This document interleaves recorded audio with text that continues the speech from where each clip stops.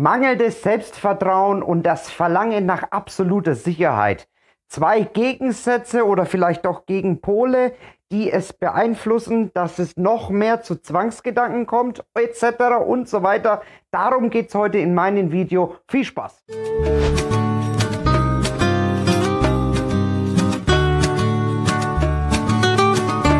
Schön, dass du eingeschaltet hast auf meinen Kanal Juan der Spanier. Mein Name ist Juan und du hast ja gerade mitbekommen, heute geht es um Selbstvertrauen und aber auch das Verlangen nach Sicherheit. Das Verlangen nach Sicherheit ist auf jeden Fall etwas, was wir Menschen alle in uns haben.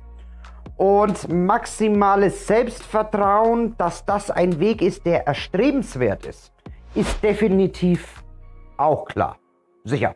Wir alle brauchen ein maximales oder zumindest ein hohes Selbstvertrauen, um gut durch das Leben zu kommen, gut den Alltag zu bestreiten und auch ein glückliches, zufriedenes Leben zu führen. Und jetzt gibt es leider Menschen, die haben ein niedriges Selbstvertrauen und haben ein sehr starkes Streben nach Sicherheit. In diesem Video heute erkläre ich dir meine Theorie, wie ich darauf komme oder der Meinung bin, dass wenn diese zwei Faktoren in deiner Persönlichkeit momentan stark vorhanden sind, wie es zur Verstärkung von negativen Gedanken oder auch Zwangsgedanken kommen kann. Und dazu habe ich heute meinen besten Freund hergeholt, nämlich das Flipchart. Ja, der Kameramann hinter der Kamera sagt gerade, weil ihn nervt es immer hier alles aufzustellen, aber es hilft enorm. Also, Zwangsgedanken. Ihr wisst ja, auf meinem Kanal geht es immer mal wieder um Zwangsgedanken. Ich habe ja wirklich eine immense Anfragen, Zwangsgedanken. Und ganz kurz, bevor wir weitermachen, bitte aktiviere auch die Glocke auf meinen Kanal, denn ich habe gemerkt, viele haben abonniert, aktivieren aber nicht die Glocke und schreiben mich dann an. Ich kriege das meistens gar nicht mit, dass du ein neues Video hochgeladen hast. Also bitte aktiviere auch die Glocke, sehr, sehr wichtig. Wenn du ein Coaching mit mir haben möchtest, da ist es so, ich kriege da momentan so viele Anfragen. Es ist kein Problem, du kannst mir schreiben.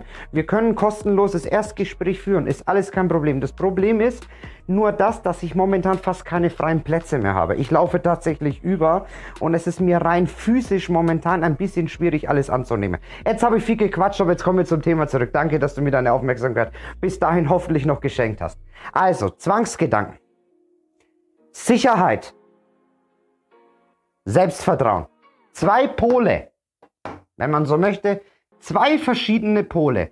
Und du siehst hier, ich habe hier so einen Teufelskreis aufgemalt, ähnlich wie in den anderen Videos über Zwangsgedanken. In diesem Teufelskreis geht es darum, dass ich dir zeige, wie du mit deiner Art zu denken und deinen Glaubenssätzen und deinen Gefühlen, wie du mit denen umgehst, diesen Teufelskreis verselbstständigst und schlimmer machst und schlimmer und selber schlimmer und dadurch deine sogenannte Störung, wenn man so möchte, noch vorantreibst und dadurch noch verschlimmerst. Und das zeige ich dir jetzt. Wie wir aus den anderen Videos schon kennen, ist es erst einmal ganz normal, dass wir einen negativen Gedanken in irgendeiner Situation irgendwann mal irgendwo bekommen. Welcher Natur der ist, kann ganz verschieden sein. Der kann auch abstrakt sein, der kann auch irgendwie komisch sein oder diffus oder irgendwie verrückte Gedanke, völlig egal. Es kann blasphemischer Gedanke, das kann verrückter Gedanke etc. sein. Also nagel mich jetzt nicht an den Gedanken fest. Wenn der Gedanke jetzt kommt, entweder bist du dir den Gedanken schon bewusst oder du bist dir den Gedanken nicht bewusst. Gehen wir mal davon aus, du bist in dir bewusst. Der Gedanke kommt, ich könnte gegen das Auto fahren. Was weiß ich, fällt mir gerade nichts anderes ein. Der Gedanke kommt. Jetzt bist du darauf schon sensibilisiert und das löst ein Gefühl aus. Dieses Gefühl ist Unsicherheit und Angst. Oder es ist nur Unsicherheit oder es ist nur Angst. Aber es ist beides sehr eng verbunden. Auf jeden Fall Unsicherheit ist nahezu eigentlich immer dabei. Jetzt hast du dieses Gefühl. Ich rede nicht von einem Gedanken, sondern ich rede von einem Gefühl. Dieses Gefühl, das du hier drinnen hast, im Magen, vielleicht spürst du es hier, hinten und so weiter und so fort. Von Unsicherheit. Das Gefühl der Unsicherheit möchte ja jetzt eines. Es möchte dieses Gefühl, oder beziehungsweise du möchtest dieses Gefühl schnell wieder neutralisieren oder wegbringen. Und das machst du am besten wie? Am besten tust du das, indem du dich mit irgendetwas absicherst. Also Unsicherheit, Sicherheit, ne? Logisch. Also sicherst du dich jetzt mit irgendwas ab. Jetzt kommt eine Absicherung.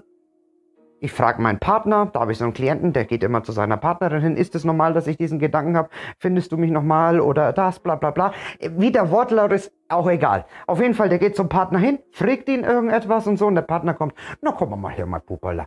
Das ist doch nicht so schlimm, bedrüttel dich ein bisschen, ist alles okay, da wird nichts passieren, du bist gesund und ich hatte auch mal, ja, aber hattest du auch schon mal so einen Gedanken? Ich weiß ja nicht, ich finde das irgendwie fürchterlich. Ich möchte es gar nicht ins Lächerliche ziehen, aber du weißt, was ich meine. Der Partner kommt jetzt und sagt jetzt, aber natürlich, hatte ich auch schon mal so einen Gedanken. Ach, jetzt reiß dich halt zusammen oder nimm's gar nicht so ernst oder lass doch gehen, lenk dich irgendwie ab. Das sind dann so diese Laiensprüche, die jeder kennt, was per se nicht verkehrt ist, aber darauf wollte ich jetzt gar nicht so drauf eingehen. Jedenfalls jetzt passiert Folgendes. Er hat jetzt die Absicherung, das kann beim Partner sein, das kann auch durch Googlen sein. Googeln, lesen, habe ich schon mal so einen Gedanken oder sonst irgendwas, bin ich noch normal und so weiter. Partner oder Grübel. Man grübelt und grübelt so lange über irgendwas nach, bis man irgendwann mal an den Gedanken gekommen ist, ach, das ist doch normal. Also, das ist alles hier Absicherung. Also, ich sichere mich ab. Du sicherst dich die ganze Zeit ab. Was passiert jetzt dadurch? Ja, das Ergebnis ist dann folgendes. Du kriegst ein Ergebnis, dass du dadurch dein Selbstvertrauen, ab dem Moment, wenn man jetzt so möchte, 100%, sagen wir mal, ist das volle Selbstvertrauen. Ne? Machen wir hier mal so eine Linie, ja? 100%. Ja? Du hast hier 100% ist dein volles Selbstvertrauen. Hat nahezu keiner, dass wir uns da richtig verstehen, aber so 60, 70, 80 und vielleicht auch sogar in seltenen Fällen 90 ist definitiv möglich. Und jetzt sag mal, dein Selbstvertrauen ist jetzt auch nur ein Beispiel, ist du unten bei 10%. Du hast nur 10% Selbstvertrauen. Nagel mich jetzt bitte nicht fest, man kann kein Selbstvertrauen an irgendwas messen oder so oder an einem Blutergebnis oder so. Das ist rein imaginär. Okay? Du hast jetzt diese 10% und bei 100% wäre das volle Selbstvertrauen. Du hast mich bis so weit verstanden. Du hast jetzt 10%. Wenn man jetzt so möchte und du machst jetzt dieses Verhalten hier, dann ist hier oben dieses Selbstvertrauen, was jetzt hier ist, hier, Selbstvertrauen. Du machst jetzt das einmal in dieser Spirale. Wie gesagt, ich wiederhole nochmal, es ist rein imaginär.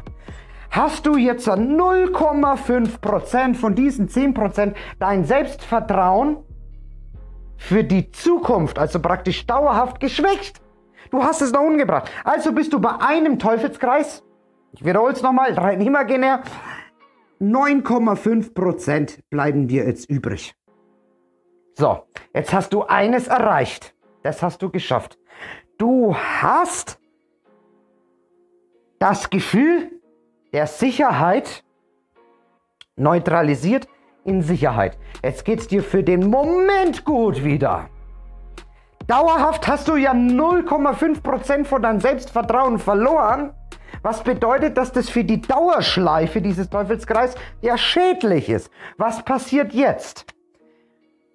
Nächster Gedanke, kommt irgendwann dann, läuft er irgendwo rum, geht an die Ampel, kommt irgendwie so ein Gedanke, die Ampel fällt runter oder was weiß ich, irgendwas. Irgendein komischer Gedanke, zack.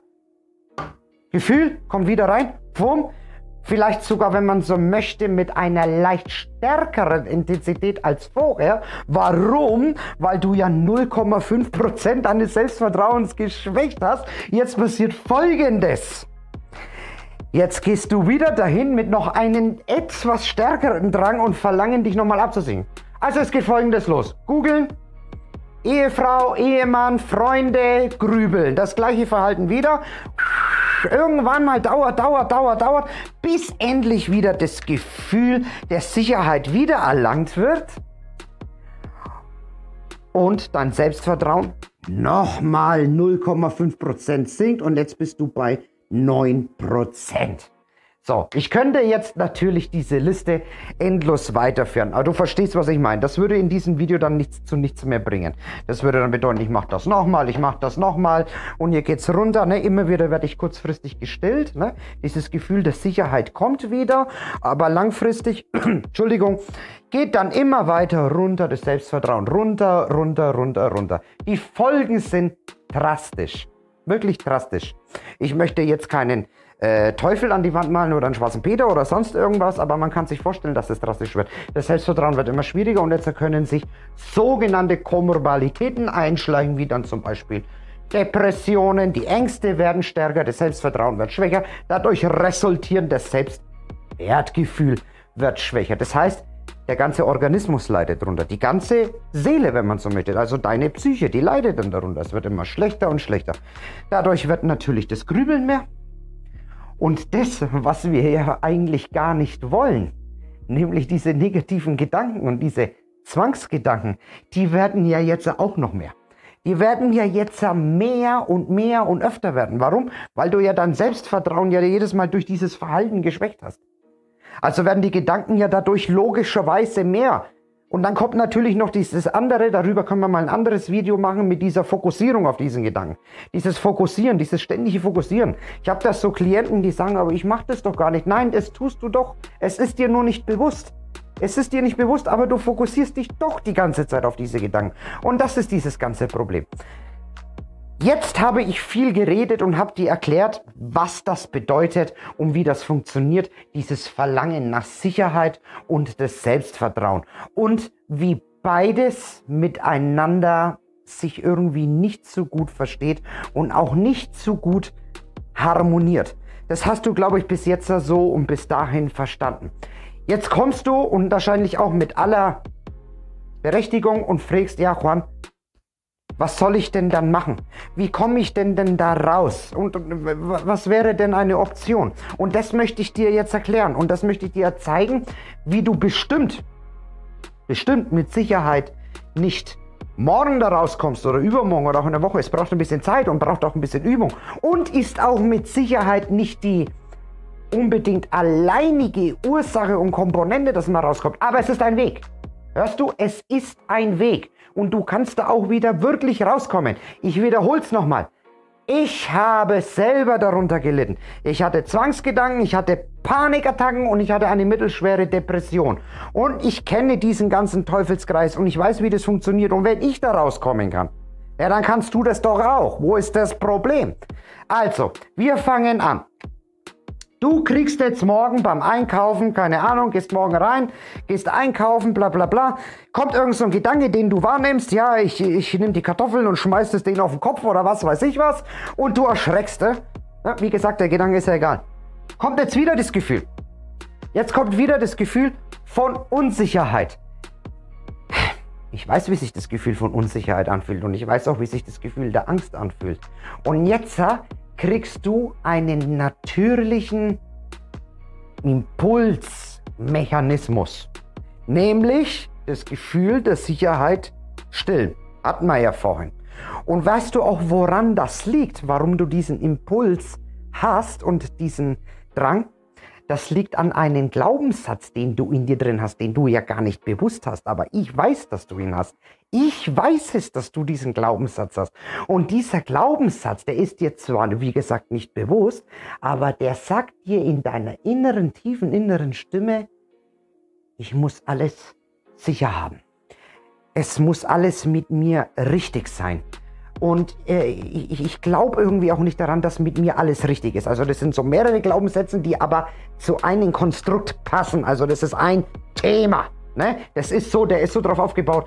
Ich glaube, mit mir stimmt was nicht. Mit mir ist was nicht in Ordnung. Ich bin irgendwie anders. Und dieser Glaubenssatz, der sorgt dafür natürlich, dass das Selbstvertrauen in den Keller runtergeht und die Sicherheit immer mehr und das Verlangen nach Sicherheit und Sicherheit hat man ja alles. Aber das liegt an diesem Glaubenssatz.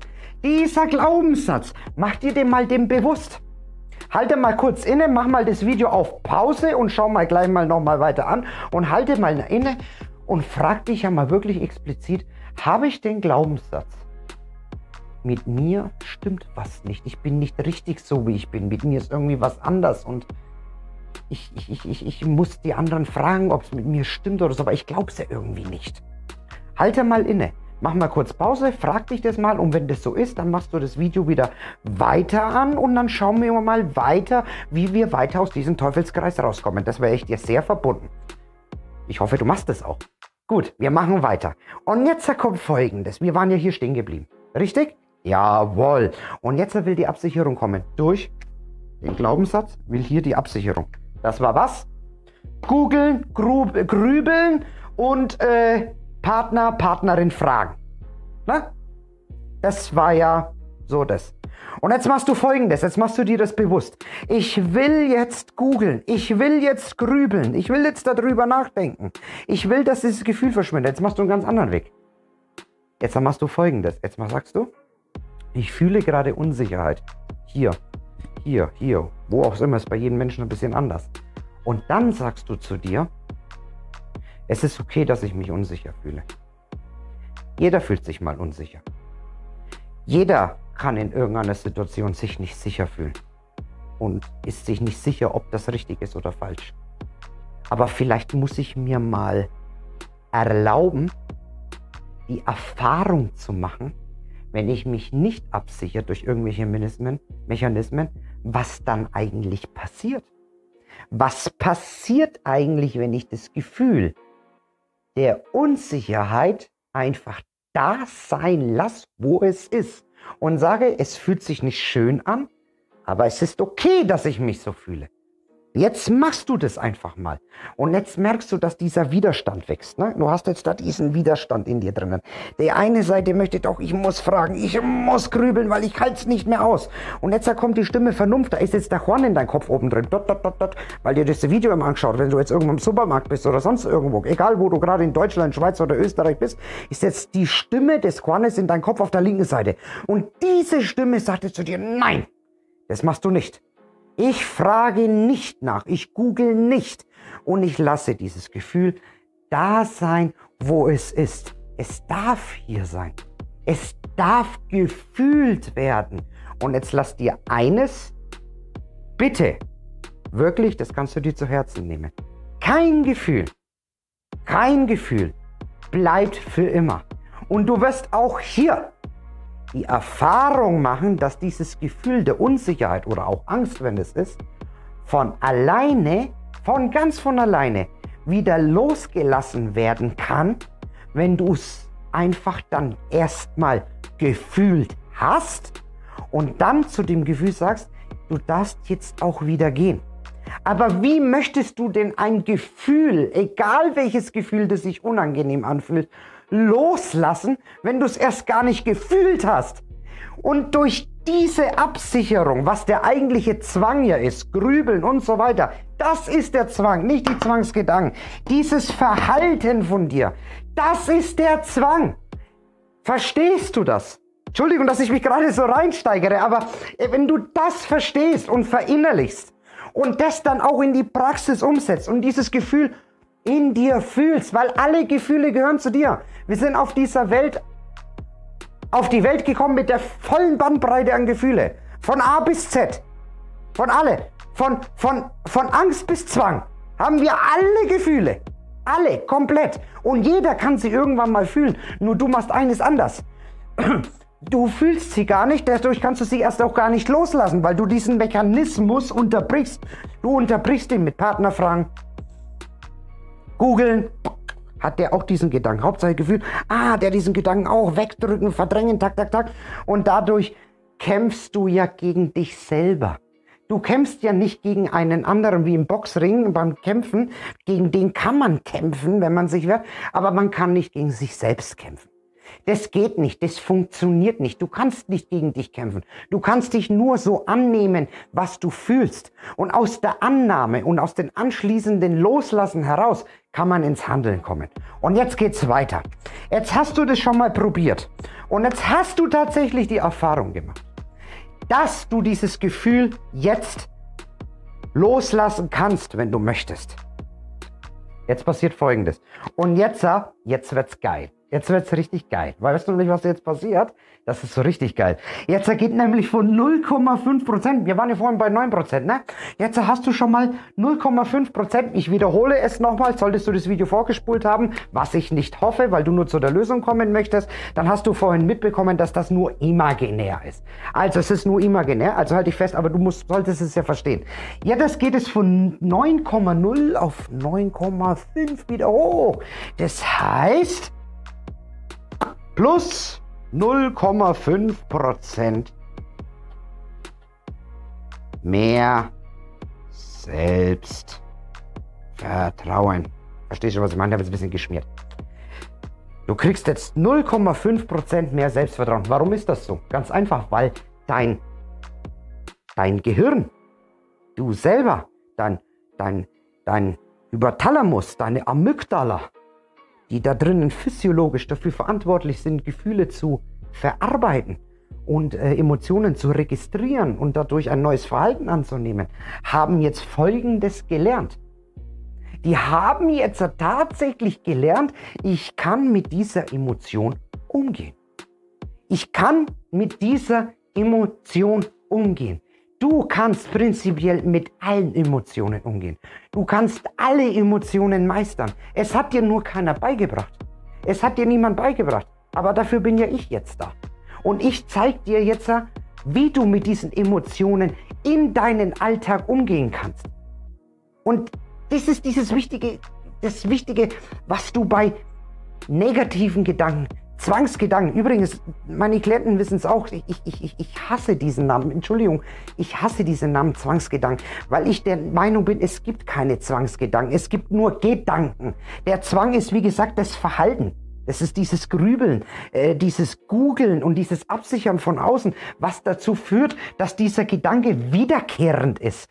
Weil dein Gehirn diesen Mechanismus, wie ich es dir schon in anderen Videos erklärt habe, nichts anderes kann, als den Gedanken, der irgendwann mal als wichtig eingestuft wurde, egal ob mit einer Emotion, die sich gut anfühlt oder nicht gut anfühlt, als wichtig eingestuft wurde und sich dadurch wiederholt. Und das ist eigentlich der eigene Zwang. Deswegen Zwangsgedanken, ne? Steht zwar hier oben, ne? Ich weiß, ich kann nichts dafür, die Medizin hat es halt irgendwann mal so genannt, aber ich mag diesen Namen wirklich überhaupt gar nicht, ehrlich.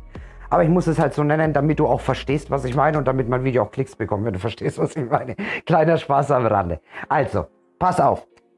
Jetzt hast du diesen Teufelskreis, was du vorher gemacht hast, was in der Abwärtsspirale war. Das war ja eine Abwärtsspirale. Jetzt geht es langsam in die Aufwärtsspirale. Jetzt geht es in die Aufwärtsspirale. Nächstes Mal kommt vielleicht wieder das Gefühl der Unsicherheit, aber es ist vielleicht nur so ein kleines bisschen weniger. Verstehst du, was ich meine? Es ist nur so ein kleines bisschen weniger. Und jetzt fängst du an, in die Aufwärtsspirale zu gehen, in die Aufwärtsspirale, in die Aufwärtsspirale. Und dein Selbstvertrauen wächst und gedeiht in dir. Und du merkst schon, wie das jeden Tag ein bisschen besser wird. Zusätzlich kannst du dann auch anfangen, in Exposition zu gehen. Du kannst jetzt auch wieder anfangen, die Dinge zu tun, die du vorher etwas so gemieden hast. Jetzt gehst du in Situationen hinein, wovon du Angst hast oder die Unsicherheit gemacht hast. Du merkst, die Gedanken kommen und du hältst dieses Gefühl der Unsicherheit voll aus und nimmst es voll an. Also du brauchst davor wirklich überhaupt gar keine Angst haben. Das ist dieser Weg, was ich dir jetzt vorschlagen kann. Es macht da noch eine ganz kurze persönliche Anmerkung zum Schluss dieses Videos, weil ich weiß, es ist jetzt relativ lang geworden, aber es muss halt ein bisschen länger werden, um es dir da genau zu erklären. Sei bitte geduldig mit dir. Mach nicht den Fehler und setz dich jetzt unter Druck. Der Juan hat es so auch geschafft und ich muss das jetzt auch so machen und ich mache das jetzt schnell und ich kriege das in den Griff. Sei da wirklich geduldig mit dir. Lass dir Zeit. Eins nach dem anderen. Schau dir, wenn du möchtest, öfter dieses Video an. Mach auch Pause, lass das auf dich wirken. Ich möchte und ich wünsche mir von ganzem Herzen, dass du es genauso gut wie ich auch schaffst und auch hinbekommst. Ein kurzer Glaubenssatz, eine kurze Affirmation für dich. Das sage ich mir immer. Und ich glaube, das ist einer der stärksten Affirmationen überhaupt, die mir in dieser ganzen Misere geholfen haben. Ich sage immer zu mir, und das ist tatsächlich auch die Wahrheit, das ist nicht, weil ich das mir so ausgedacht habe, das ist so. Das Leben fängt da an, wo die Angst beginnt. Also geh dahin und such die Situationen auf, die Angst und Unsicherheit bringen. Und mach dir diesen Teufelskreis bewusst. Ich wünsche mir wirklich von ganzem Herzen, dass es dir was bringt und dass es dich voranbringt. Ich hoffe, dir hat mein Video gefallen. Wenn es dir gefallen hat, gib dem Ganzen einen Daumen nach oben. Wenn du neu auf meinem Kanal bist, abonniere den Kanal. Ich würde mich freuen. Bis bald, dein Juan. Mach's gut. Ciao.